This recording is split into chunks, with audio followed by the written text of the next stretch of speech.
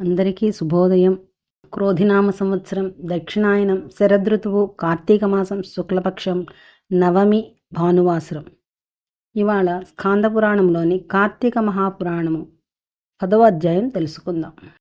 మరి నిన్నటి అధ్యాయంలో అజామిళుడు తన అవసాన దశలో హరినామస్మరణం చేయడం వల్ల వైకుంఠాన్ని ఎలా ప్రాప్తి పొందాడు అనే విషయం తెలుసుకున్నాం. దశమాధ్యాయంలో అజామిళుడి పూర్వజన్మ వృత్తాంతం తెలుసుకుందాం. జనక మహారాజు ఇలా అడుగుతున్నాడు: ఓ వశిష్ఠ మహర్షి, ఈ అజామిళుడు పూర్వజన్మలో ఎవరు? ఏ పాపం వల్ల ఇలా పుట్టాడు? విష్ణుదూతల మాటలకు యమదూతలు ఎందుకు ఊరుకున్నారు? వాళ్ళు యమునికి ఏమని విన్నవించారు? అన్నీ చాలా వివరంగా చెప్పండి అని అడిగాడు. వశిష్ఠుడు చెప్తున్నాడు: ఓ మహారాజా, నీవు అడిగిన ప్రశ్నలన్నిటికీ ఒక క్రమంలో సమాధానాలు చెబుతాను, విను. విష్ణు పార్షుదుల చేత తిరస్కృతులైన యమదూతలు తమ ప్రభువైన యముని చేరి ఇలా చెప్పడం మొదలెట్టారు: అయ్యా, పాపాత్ముడు, దురాచారుడు, నిందిత కర్మాచరణపరుడు అయిన అజామిళుని అందలి జీవుని మేము కొనివచ్చే సమయంలో విష్ణుదూతలు మమ్మల్ని అడ్డగించి అతనిని మానించి విడిపించి తమతో వైకుంఠానికి తీసుకొని వెళ్లారు. వాళ్లను ఎదిరించలేక మేమిలా రిక్తహస్తులమై వచ్చాము అని కింకర్లు చెప్పగా, కొంచెం క్రోధితుడైన యమధర్మరాజు తన జ్ఞానదృష్టితో సమస్తాన్ని అవలోకించిన వాడై, కింకర్లారా, అతడు రవంత పుణ్యాన్ని కలిగి ఉన్నాడు. ఆ అజామిళుడనే పాపి అంత్యకాలాన హరినామస్మరణం చేయడం వల్ల సమస్త పాపాలను నశింపజేసుకుని విష్ణుప్రియుడై విష్ణుదూతల చేత తీసుకొని పోబడ్డాడు. తెలిసి తాకినా తెలియక తాకినా దహించవలెను అనే కోరిక లేకపోయినప్పటికీ సమస్త జాతులను అగ్ని దహిస్తుంది. అదేవిధంగా దుష్టాత్ములై మహిమను తెలుసుకోలేకపోయినా శ్రీహరి యొక్క నామస్మరణం చేసినంత మాత్రాన్నే వారు సమస్త పాపాలు దహించబడిపోతాయి. ఇక భక్తిభావంతో స్మరించిన వారు కేవలం కైవల్య పదగాములే అవుతారు అంటూ సేవకులకు ఎంతవరకు చెప్పాలో అంతవరకు చెప్పి యముడు మరింత పూర్వాలోచన పరుడయ్యాడు. అజామిళుడి పూర్వజన్మ. అజామిళుడు అతని పూర్వజన్మలో సౌరాష్ట్ర దేశంలో శివార్చకుడుగా ఉండేవాడు.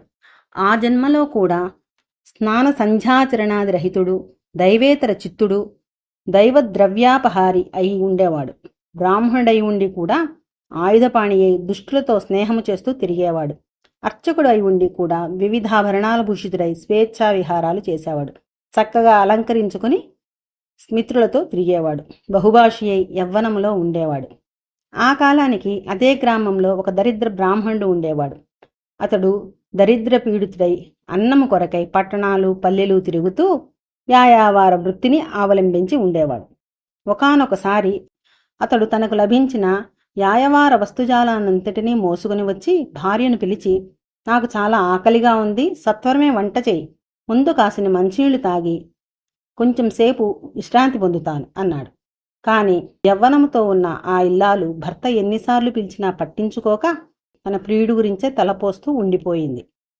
అందుకు కోపించిన భర్త చేతి కిందన కర్రతో ఆమెను కొట్టాడు.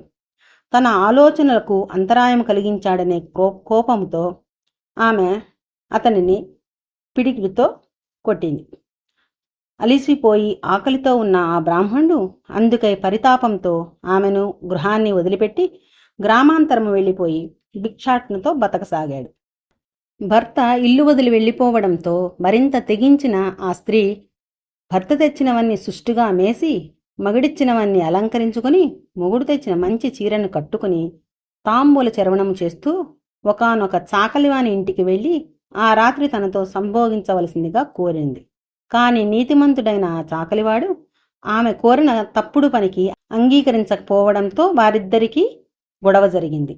అంతటితో వాంఛితార్థం నెరవేరని ఆ బ్రాహ్మణ స్త్రీ వీధిన పడి రసుకులను వెతుక్కుంటూ పోతూ ఇంతకు పూర్వం చెప్పబడిన ఈశ్వరాలయంలోని అర్చకుని చూసి రాత్రి తనతో గడపమని ఆహ్వానించింది.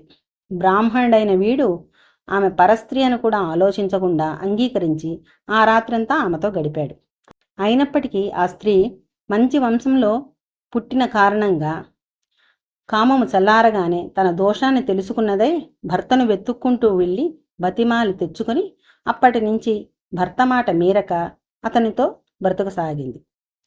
ఇటువంటి పాపాల వలన మరణానంతరం ఆ శివార్చకుడు రౌరవాది మహానరకాలు అనుభవించి సత్యనిష్ఠుడి కొడుకైన అజామిళుడిగా జన్మించి కార్తీక పౌర్ణమి నాటి శివదర్శనం, అంత్యకాల హరినామస్మరణ వల్ల మోక్షాన్ని పొందాడు. ఆనాటి శివార్చకుని జన్మలో ఇతనితో జారత్వం నేర్పిన బ్రాహ్మణ స్త్రీ కూడా కొంతకాలానికి మరణించింది. నరకానుభవమును పొంది కన్యాకుబ్జంలోని చండాల గృహంలో బాలికగా జన్మించింది. ఆ పిల్ల తండ్రి గండాన పుట్టడం వల్ల వాళ్ళు ఆ పిల్లని తీసుకెళ్లి అడవిలో వదిలేశారు. ఆ అడవిలో వెళ్తున్న బ్రాహ్మణుడు ఆ పసిబిడ్డ అరణ్యరోదన విని జాలిపడి తనతో తీసుకుని వెళ్ళి తన ఇంటి దాసీకి పెంచుకొమ్మని ఇచ్చాడు. ఆ దాసీదాని దగ్గర పెరిగిన ఈ పిల్లనే తరువాతి కాలంలో అజామిళుడు దగ్గరికి తీసుకున్నాడు. ఓ మహారాజా, నువ్వు అడిగిన అజామిళుడి పూర్వగాథ ఇది. ఇక సమస్తమైన పాపాలకు హరినామస్మరణ కన్నా మించిన ప్రాయశ్చిత్తం మరొకటి లేదు. అది సాధ్యము కానప్పుడే ఇతరేతర ధర్మశాస్త్రాది ప్రోక్త ప్రాయశ్చిత్త కర్మలను ఆచరించవలసి ఉంటుంది. ఓ మహారాజా, నువ్వడిగిన అజామిళుడి పూర్వగాథ ఇది.